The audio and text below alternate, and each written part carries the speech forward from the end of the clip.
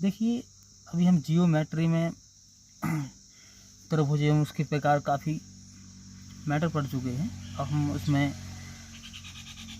त्रिभुज से संबंधित क्वेश्चनों को हल करने के लिए कुछ हमें आधारभूत नियम पढ़ने पड़ेंगे और उनके आधार पर ही हम क्वेश्चनों को सॉल्व कर पाएंगे। तो सबसे पहले हम पढ़ते हैं पाइथागोरस प्रमेय को। पाइथागोरस प्रमेय क्या है?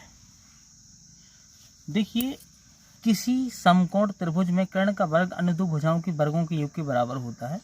ये उसका स्टेटमेंट है, इसको उसका कथन है। ये जो पाइथागोरस प्रमेय जो होती है वो समकोण त्रिभुज पर ही लागू होती है। अब समकोण त्रिभुज किसे कहते हैं हम ये पहले पढ़ चुके हैं, बता चुके हैं, तो बैक वीडियो में आप देख सकते हैं, पिछले वाले वीडियो में देख सकते हैं। तो सबसे पहले हम देखते हैं कि यदि कोई ये समकोण त्रिभुज है और इस समकोण त्रिभुज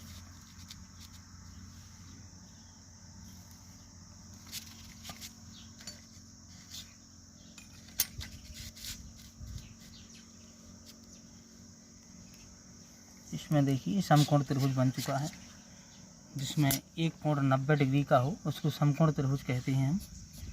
तो देखिए ये जो यहाँ पर जो कोण बन रहा है वो 90 डिग्री का है, इसलिए इसको समकोण त्रिभुज कहा गया। और इसमें जो इसको आधार कहते हैं हम, इस भुजा को, इस त्रिभुज का पहले नामकरण करते हैं ए बी सी। जरूरी नहीं कि हम इसी क्रम में करें, इस प्रकार से भी कर सकते हैं। इसको आधार कहते हैं, इसको लंब कहते हैं और इसको कर्ण कहते हैं। कहने का मतलब यदि स्टेटमेंट के अनुसार हम चलें तो स्टेटमेंट का सीधा सीधा कहना ये है कि इसका जो कर्ण है, कर्ण का वर्ग अन्य दो भुजाओं के वर्गों के योग के बराबर होता है। तो अगली दो भुजाएं कौन सी हैं? आधार का स्क्वायर प्लस लंब का स्क्वायर। ओके, अब हम देखते हैं कर्ण क्या है? AC, आधार क्या है? BC, और लंब क्या है आपका? AB। इस प्रकार से पाइथागोरस प्रमेय का ये स्टेटमेंट है कि कर्ण का वर्ग अन्य दो भुजाओं के वर्गों के योग के बराबर होता है। ठीक, देखिए ये कर्ण है, कर्ण का वर्ग यानी AC स्क्वायर, AC क्या है? कर्ण है, तो इसका वर्ग जो है अन्य दो भुजाओं यानी BC, आधार और लंब के दोनों के योग के बराबर होता है। जैसे यदि कोई त्रिभुज है, आपको दिया गया है, क्वेश्चन कैसे सॉल्व करेंगे इसके आधार पर हम देखिए। यदि कोई त्रिभुज दिया गया है, मान लीजिए कोई समकोण त्रिभुज है और इस समकोण त्रिभुज में ये जो कर्ण दिया गया है 5 और ये 4 दिया गया आधार और लंब ये 3 दिया गया है। अब हमें देखना है इस स्टेटमेंट को किस प्रकार से सही सिद्ध होता है।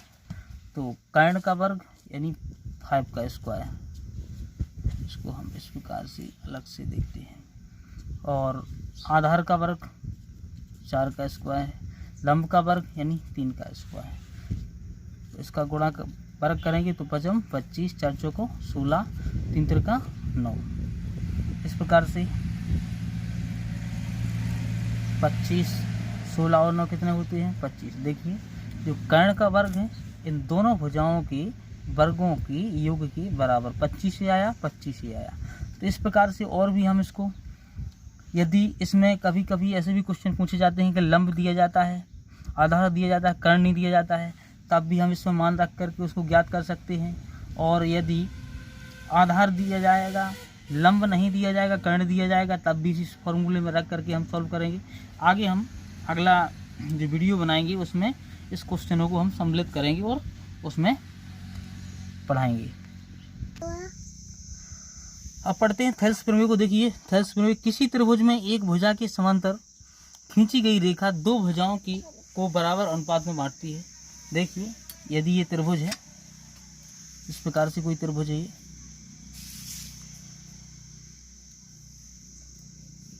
और इसकी ये दो भुजाएं,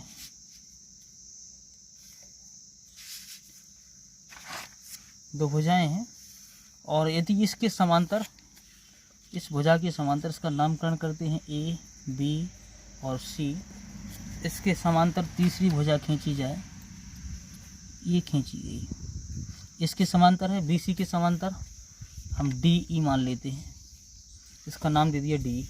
तो बी सी के समांतर क्या है, डी ई है। तो सबसे पहले अकॉर्डिंग टू थेल्स प्रमेय, किसी त्रिभुज में एक भुजा के समांतर इसके भुजा के समांतर डी भुजा खींची गई, तो ये अन्य दो भुजाएं हैं जो ए बी और ए सी और ए बी, ये दो भुजाएं हैं। इन भुजाओं को क्रमशः समान अनुपात में बांट देगी। जैसे कि ये ई बिंदु है जो भुजा ए सी को समान अनुपात में विभाजित कर देगी, और जो ये डी बिंदु है ये भी भुजा ए बी को समान दो अनुपात में विभाजित कर देगा। जिस प्रकार से देखिए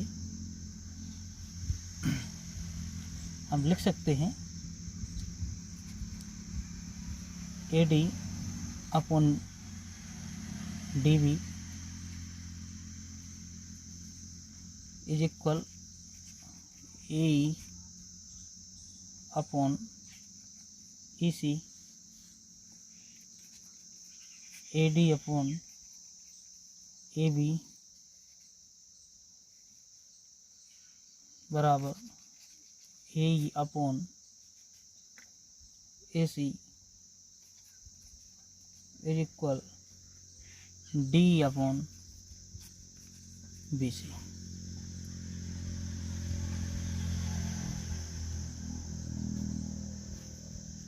तो इस प्रकार से थेल्स प्रमेय का यही कथन है कि यदि किसी त्रिभुज में एक भुजा के समांतर यदि दूसरी भुजा खींची जाए तो वो अन्य दो भुजाओं को समान अनुपात में विभाजित करती है। और इसके साथ साथ यदि हम कहें कि इस डी भुजा की लंबाई कितनी है, तो ध्यान रखना डी भुजा की लंबाई जो होती है वो BC की आधी होती है, 1/2 BC। यानी डी भुजा यदि हमको डी भुजा प्राप्त करनी है, डी भुजा प्राप्त करनी है तो हम इसका आधा कर देंगे BC का, इस प्रकार से हमको डी प्राप्त हो जाएगी। तो थेल्स प्रमेय का कथन यही है, किसी त्रिभुज में एक भुजा के समांतर खींची गई रेखा शीर्ष दो भुजाओं को बराबर अनुपात में विभाजित करती है। यानी कि यदि ये 8 सेंटीमीटर है, अगर ये ए बी भुजा 8 सेंटीमीटर है तो 4 इधर है 4 इधर है, अगर 10 है तो 5 इधर है 5 इधर है, समान रेशियो में डिवाइड करती है वो। त्रिभुज की भुजाओं पर स्थित मध्य बिंदुओं से निष्कर्ष, यदि कोई त्रिभुज है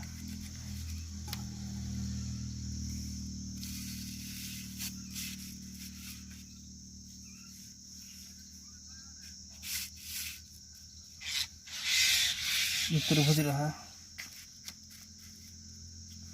और इस त्रिभुज की ये भुजाएं हैं ए बी और सी, और यदि हम इसका मध्य बिंदु ये हुआ, इसका मध्य बिंदु मान लीजिए ये हुआ, इसका मध्य बिंदु ये हुआ, बाई स्केल से भी देख सकते हैं हम। यदि मान लीजिए ये 4 सेंटीमीटर है तो इसका मध्य बिंदु 2 सेंटीमीटर पर है, यदि ये 5 सेंटीमीटर है तो इसका मध्य बिंदु 2.5 सेंटीमीटर पर है, अगर ये 6 सेंटीमीटर पर है तो इसका मध्य बिंदु 3 सेंटीमीटर पर है। और यदि इन मध्य बिंदुओं को मिला दें हम एक दूसरे से, ये मिला दिया,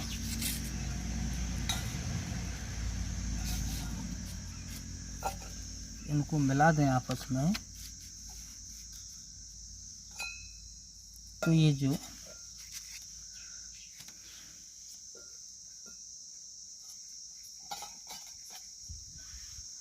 इनको यदि आपस में मिला दिया जाए तो समान क्षेत्रफल वाले 4 त्रिभुजों का निर्माण होता है। यदि किसी त्रिभुज के तीनों भुजाओं के मध्य बिंदुओं को आपस में मिला दिया जाए तो 4 समान क्षेत्रफल वाले त्रिभुजों का निर्माण होता है। त्रिभुज की मध्यिका, यदि कोई ये त्रिभुज है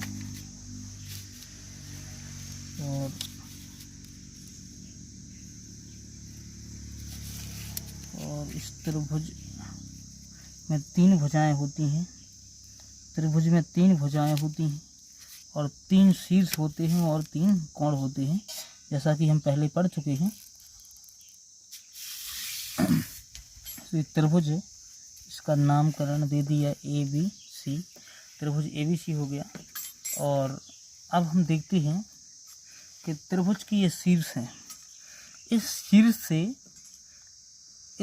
से सीधी रेखा में सीधी दिशा में एक रेखा खींची जाती है, तो वह रेखा जाकर के इस AB भुजा के या सम्मुख भुजा के मध्य बिंदु पर मिलती है, तो उसे क्या कहते हैं? मध्यिका कहते हैं। यदि किसी त्रिभुज के शीर्ष से इसके सम्मुख खींची गई रेखा भुजा के मध्य बिंदु पर मिले तो उसे मध्यिका कहते हैं।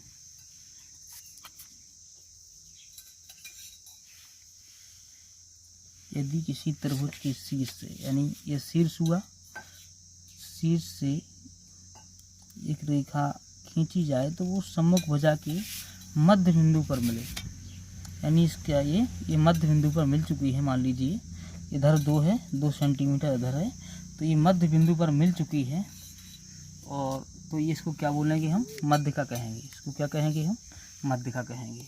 और इस यहाँ से इस शीर्ष से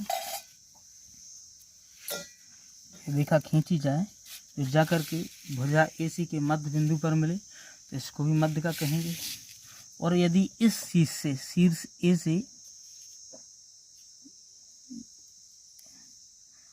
एक रेखा खींची जाए जाकर के इस भुजा के मध्य बिंदु पर, ये सब मान लीजिए मध्य बिंदु है, ठीक है। BC का मध्य बिंदु ये है, AC भुजा AC का मध्य बिंदु ये है, इनके नाम दे देते हैं हम D, E और F। तो इस प्रकार से जब किसी शीर्ष से, किसी त्रिभुज के शीर्ष से इसके सम्मुख खींची गई रेखा भुजा के मध्य बिंदु पर मिले तो उसे मध्यिका कहते हैं। और ये मध्यिकाएं जहाँ पर एक दूसरे को काटती हैं उसे हम केंद्रक कहते हैं, त्रिभुज का केंद्रक कहते हैं। ये त्रिभुज का केंद्र है, केंद्रक कहते हैं। देखिए, तो ये जो केंद्रक है ये मध्यिका है, CD मध्यिका है ये। तो ये जो केंद्रक है CD मध्यिका को भी 2:1 के अनुपात में विभाजित करेगा, और इस मध्यिका को AF मध्यिका को भी, इसका मान लीजिए केंद्र का नाम O दे देते हैं हम, तो इसको भी 2:1 में विभाजित करेगा। यानी त्रिभुज का केंद्रक प्रत्येक मध्यिका को 2:1 के अनुपात में विभाजित करता है। ये हमेशा याद रखना कि प्रत्येक मध्यिका को त्रिभुज का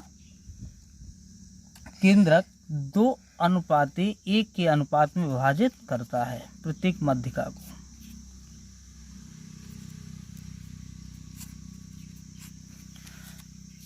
इन सभी नियम हैं, ये हमारे क्वेश्चन सॉल्व करने में महत्वपूर्ण भूमिका निभाएंगे।